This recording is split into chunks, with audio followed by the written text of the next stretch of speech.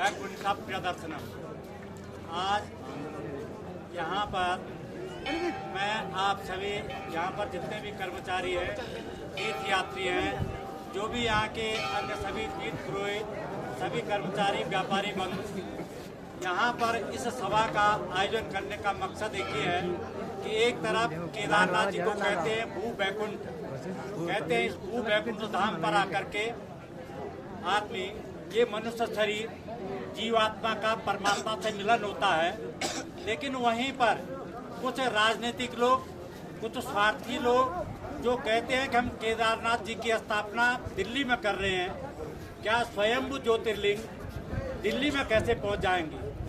लेकिन उन लोगों की मानसिकता पे मैं बार बार प्रश्न चिन्ह लगा रहा हूं, और प्रश्न चिन्ह लगाने के साथ साथ मैं उत्तराखंड की गवर्नमेंट से भी कुछ प्रश्न पूछना चाहता हूं। जो इस प्रदेश के मुखिया हैं, इस प्रदेश के मुख्यमंत्री कहलाते हैं धामी जी, मैं धामी जी से ये पूछना चाहता हूं कि इस केदारनाथ धाम ज्योतिर्लिंग की जो वो किया जा रहा है, इसका जो श्रेय ये किया जा रहा है कि दिल्ली में 12 महीने इस केदारनाथ के ज्योतिर्लिंग के दर्शन होंगे, तो क्या जो सुविधा आप केदारनाथ में यात्रियों को नहीं दे सके,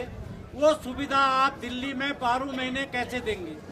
इस केदारनाथ धाम में विश्व का यात्री आता है, यहाँ पर तमाम असुविधाएं हैं जिनको मैंने कल भी कहा था।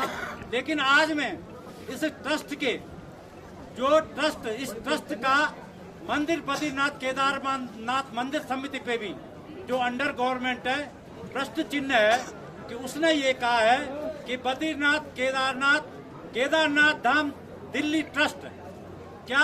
दिल्ली ट्रस्ट केदारनाथ का जो नाम से है, ये केदारनाथ की बद्रीनाथ केदारनाथ मंदिर समिति, धामी जी जवाब दें कि ये समिति भंग होगी या दिल्ली का केदारनाथ ट्रस्ट समिति रहेगी। पहली बात। दूसरी बात, वही जो है उन्होंने कहा है कि केदारनाथ जो स्वयंभू ज्योतिर्लिंग है, क्या दिल्ली में वो स्वयंभू ज्योतिर्लिंग का जो कह रहे हैं देवशिला के नाम से दर्शन होंगे, ज्योतिर्लिंग के दर्शन होंगे, वो किस रूप में। प्रदेश के मुख्यमंत्री धामी जी बताएं कि उस ज्योतिर्लिंग केदारनाथ के दर्शन दिल्ली में किस तरह होंगे। तीसरी है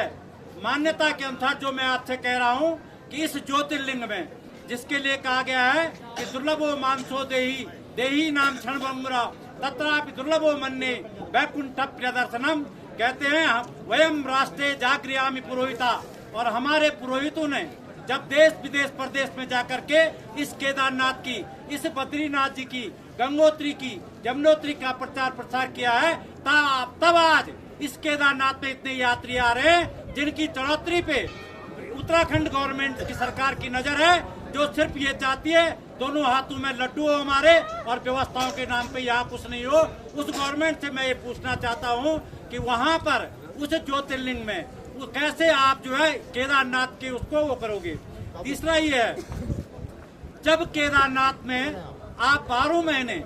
यात्रियों को वो सुविधाएं नहीं दे पाए जिसके लिए आप कह रहे हैं कि अब दिल्ली में 12 महीने होंगे बाबा केदारनाथ के दर्शन, तो क्या आप सरासर ये चाहते हो कि इस केदारनाथ की महिमा कम की जाए, और वहाँ आपने जो रिश्वतखोरी की है, जो रिश्वत का पैसा लिया है, जो कमीशन का पैसा लिया है, उस दिल्ली ट्रस्ट के माध्यम से, उस केदारनाथ मंदिर के माध्यम से आपके ऊपर ये प्रश्न चिन्ह लगता है कि जो करोड़ों का सौदा आपने केदारनाथ के साथ, केदारनाथ ज्योतिर्लिंग के साथ, केदारनाथ बद्रीनाथ मंदिर समिति के साथ किया है, क्या आपके ऊपर ये प्रश्न चिन्ह नहीं है।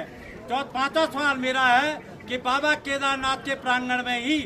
जो केदारनाथ का मंदिर आप दिल्ली में बनाने जा रहे हो, भविष्य में आपकी उसकी योजना ये है जिसका संयोजक सुरेंद्र रौतेला है, जो अपने आप को राष्ट्रीय अध्यक्ष कहता है, उसकी योजना है कि बद्रीनाथ, गंगोत्री, यमुनोत्री, केदारनाथ जी के साथ साथ उसके प्रांगण में होंगे। तो मैं उत्तराखंड के धामी जी से और केंद्र की सरकार से, मोदी जी से, जो कहते हैं केदारनाथ मेरा ड्रीम प्रोजेक्ट है, क्या वो सरकार ये बताना चाहेगी क्या इस केदारनाथ का अस्तित्व पे प्रश्न चिन्ह नहीं लगेगा? क्या गंगोत्री, यमुनोत्री, केदारनाथ के अस्तित्व पे प्रश्न चिन्ह नहीं है? मैं इसकी उत्तराखंड की गवर्नमेंट से या मोदी जी गवर्नमेंट से पूछना चाहता हूँ। साथ ही इस उत्तराखंड के भाजपा नेता ने ये कहा है कि अब दिल्ली चले जाएं, यहाँ जरूरत नहीं है। क्या यहाँ के लोग, क्या उनकी व्यवस्था, यहाँ के नेतागण क्या दिल्ली बसने जा रहे हैं, जिनका इस प्रदेश से काला मुंह होने जा रहा है, जो यहाँ के लोगों को भी वो ये कह रहे हैं कि यहीं के लोग इस ट्रस्ट की स्थापना कर रहे हैं, इस केदारनाथ की स्थापना कर रहे हैं। तीसरी चीज ये है कि 21,000 रुपया देकर के आप एक गज जमीन का जो सौदा करवा रहे हो, आपका उसमें कितनी कमीशन खोरी है, जो आप कह रहे हो 21,000 रुपया दे दो और वहाँ जो है ट्रस्टी बन जाओ, मेंबर बन जाओ। ये केदारनाथ के घोर अपमान है, जिसका इसके उत्तराखंड की गवर्नमेंट का, उत्तराखंड के लोग, इस केदार घाटी के लोग पुरजोर विरोध करते हैं। और आने वाले टाइम पे चाहे प्रदेश के धामी जी हो, चाहे प्रदेश का पर्यटन मंत्री हो, चाहे जिले का डीएम हो, चाहे मंदिर समिति का कोई अध्यक्ष हो, उसको यहाँ घुस नहीं दिया जाएगा और जूतों की माला के साथ उसका स्वागत किया जाएगा।